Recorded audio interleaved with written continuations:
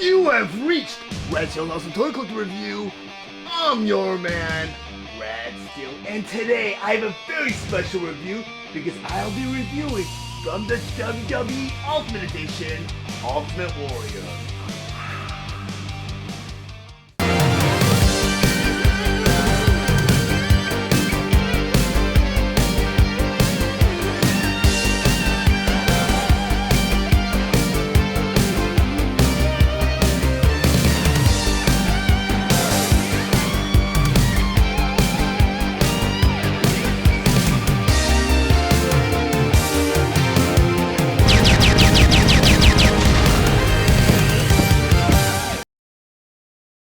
WWE Ultimate Edition, Ultimate Warrior. But before I get to the actual review, I just want to go over some of the spectacular details on this packaging.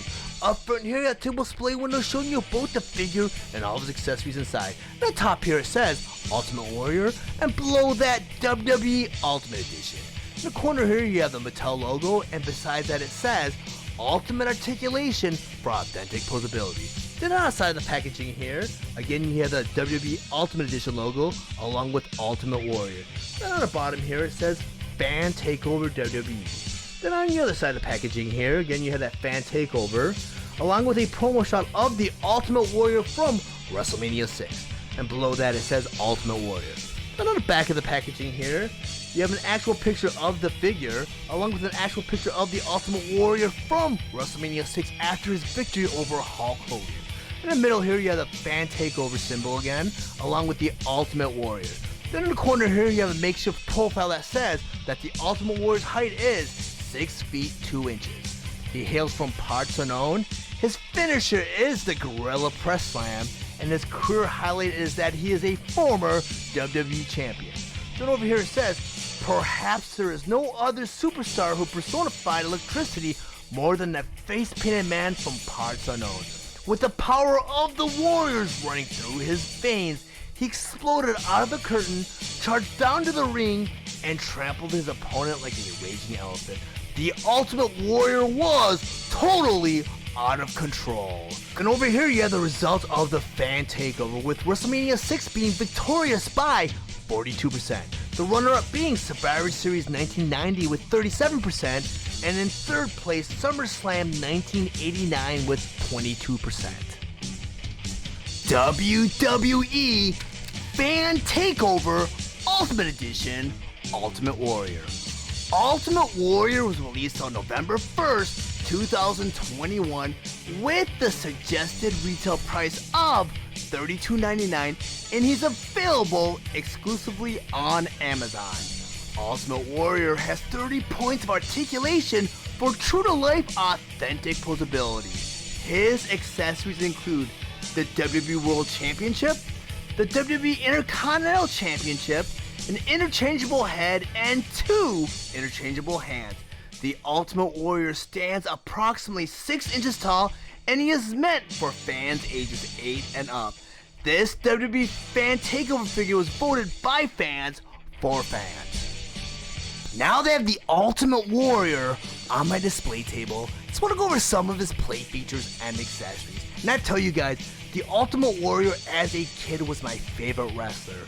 And I was a little more pro Ultimate Warrior than I was pro Hulk Hogan. So when the two met in the main event at WrestleMania 6, title versus title, I was totally behind the Ultimate Warrior.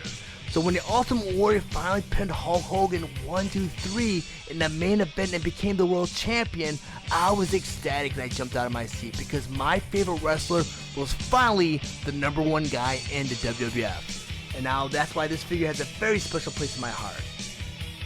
And as many of you know from my previous wrestling figure reviews, I used to be very pro Jakks Pacific. Jakks Pacific produced a great toy line, and they actually did produce the very same figure in a 2-pack with Hulk Hogan as a Toys R Us exclusive, which I own, but I don't have it on hand to do a side-by-side comparison. The only issue I have now, I was so dead set on not collecting wrestling figures after Jakks handed the license over to Mattel. But Mattel recently has won me over with a lot of their Elite Collection figures, and of course the Ultimate Edition figures just blow my mind. I mean, this Ultimate Warrior is fantastic.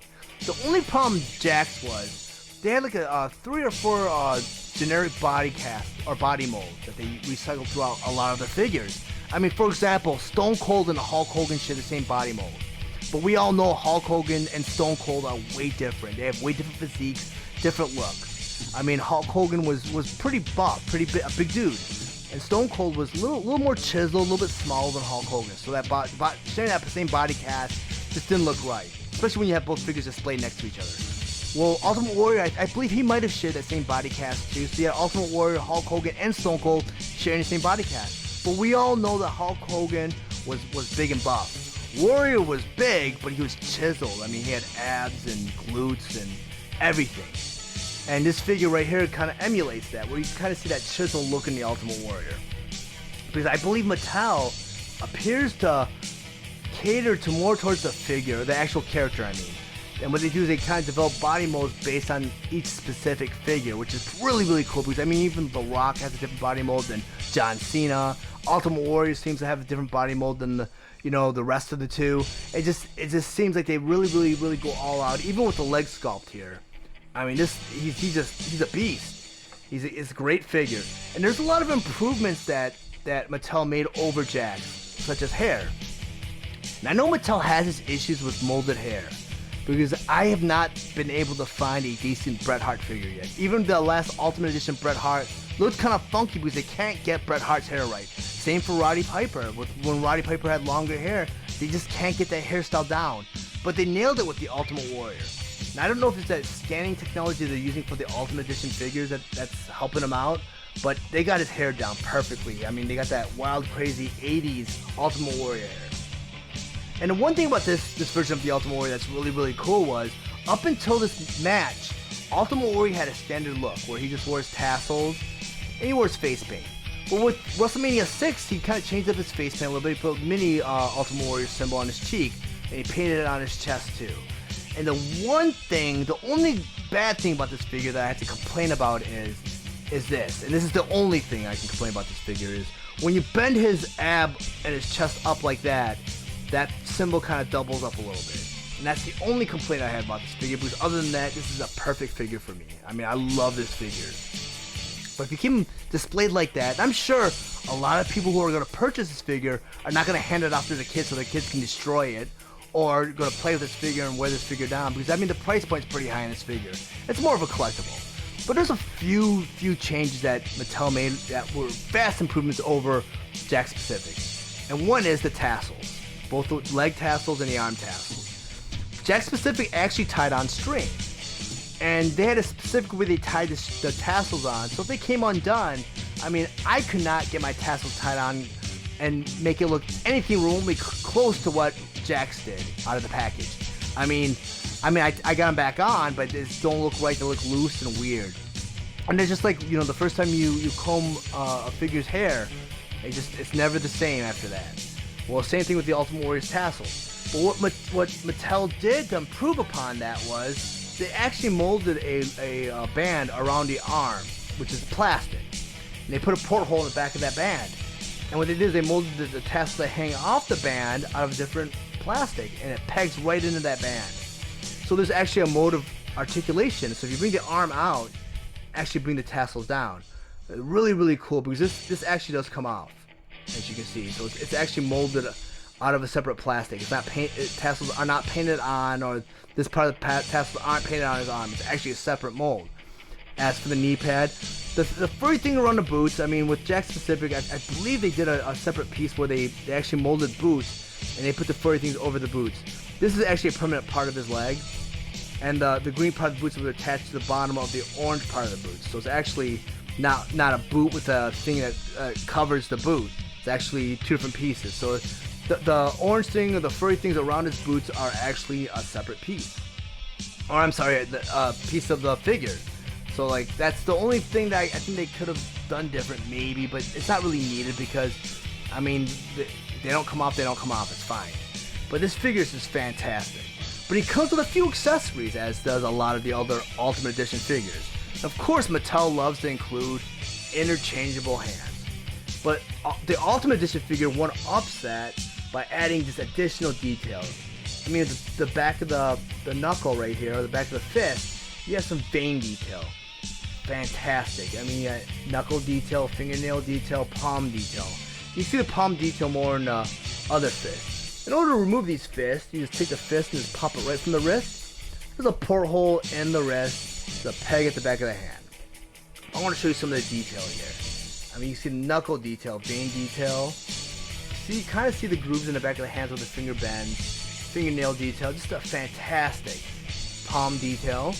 And if you want to go ahead and just put that fist back in, you just take that peg in the back of the fist and put it right in the porthole in the wrist. It just pops right back on. Really, really fantastic. You also get different titles. You get the Intercontinental title, the yellow strap, which Ultimate Warrior actually wore to the ring at WrestleMania 6. And you put it on. The Ultimate Warrior has a very tiny waist compared to other figures. And these belts are the same belts that get distributed amongst all the other figures, both Elite and Ultimate Edition. And I choose not to peg it in the fullest peg because it has a hard time staying on. So I leave these two empty. And I just peg it in the next 4. And it does look a little bit big on the Ultimate Warrior.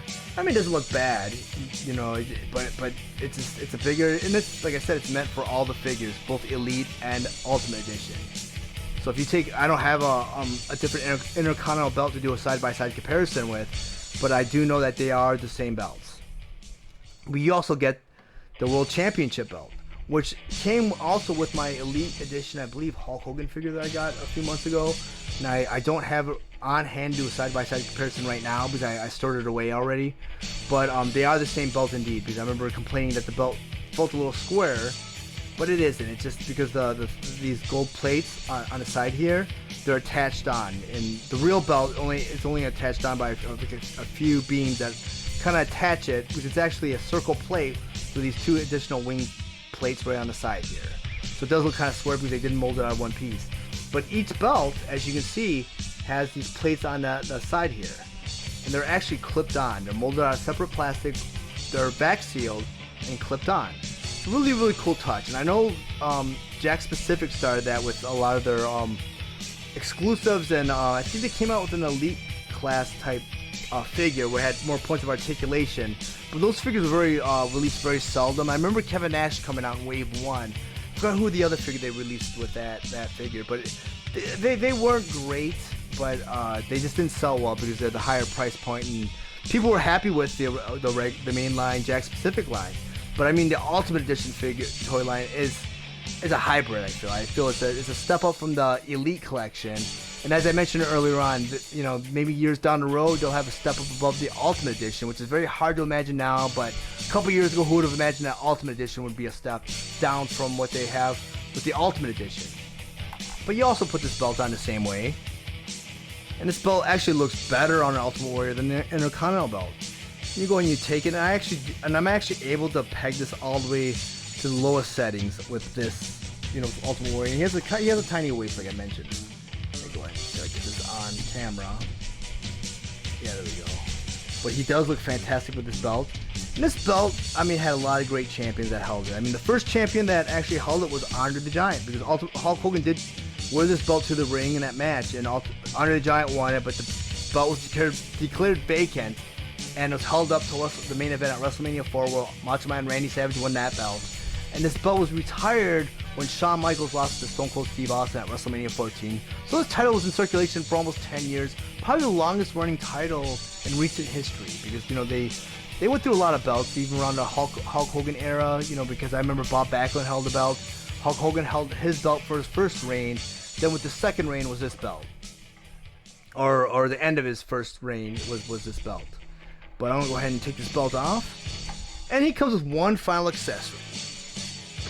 And that is his interchangeable head. And you're wondering, well, why does he have any face paint on?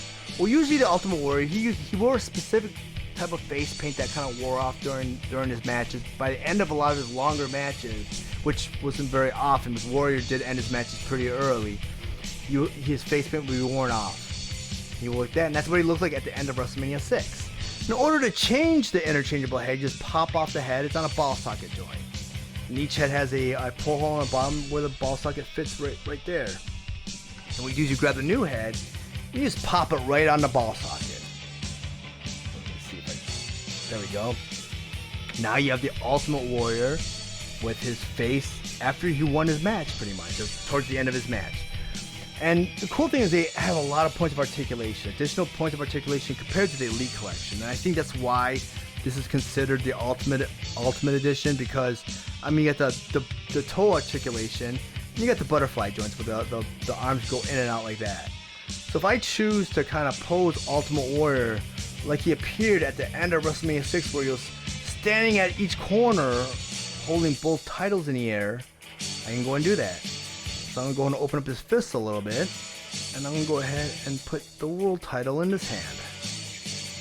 Because the Ultimate Warrior won both titles at the end of WrestleMania 6. And that was like to me that was unheard of, because number one, Ultimate Warrior and Hulk Hogan were both considered quote-unquote good guys back then, right? But for them to wrestle together and for Ultimate Warrior to finally beat Hulk Hogan, which is unheard of, especially in the main event of WrestleMania, that was just wild. I want to go ahead and move all this to the side. If you guys found any of the information in this review valuable, please like and share this video. Also, if you really enjoy my content, please subscribe to my channel. And while you're there, click the bell to be notified of any future videos. I want to thank you guys for watching Rad Seal's Awesome Toy Collector Review. I'll check you guys out next time.